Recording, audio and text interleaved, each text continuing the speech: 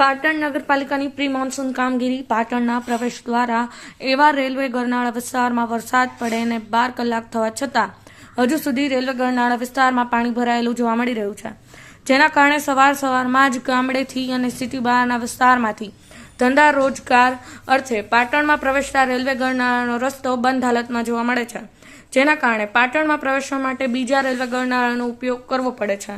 ત્યાં ટ્રાફિકની ખૂબ મોટી સમસ્યા જોવા મળે છે. આમ ધંધા અર્થે આવેલા લોકો સવારમાં હાલાકીનો સામનો કરવો પડે છે. રેલવે બીજા ગરનાળા પાસે સવારમાં પોલીસ પોઈન્ટ પણ હોતો નથી, જેના કારણે ટ્રાફિકની ખૂબ મોટી સમસ્યા સર્જાય છે.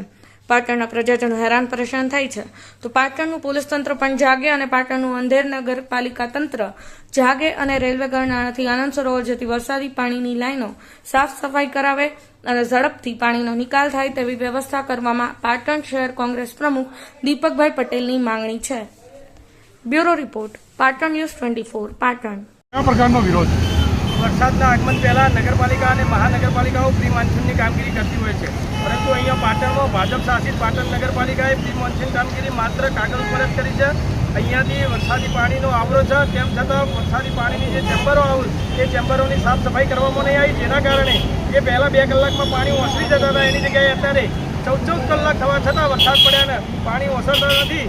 તેને લઈ પાટણ શહેર કોંગ્રેસ દ્વારા અનોખો વિરોધ કરવામાં આવે છે. ભાજપની છત્રી પાણીમાં મૂકી અને જે પ્રવેશદ્વાર પાટણનો પ્રવેશદ્વાર છે એ બંધ થાય છે, એ પ્રવેશદ્વારમાં ભાજપની છત્રી મૂકી અમે અનોખો વિરોધ કર્યો છે કે ભાજપના સત્તાધીશોને ભગવાન સદબુદ્ધિ આપે અને પાણીનો નિકાલ કરે, જેથી કરીને પાટણની પ્રજા હેરાન પરેશાન ન થાય.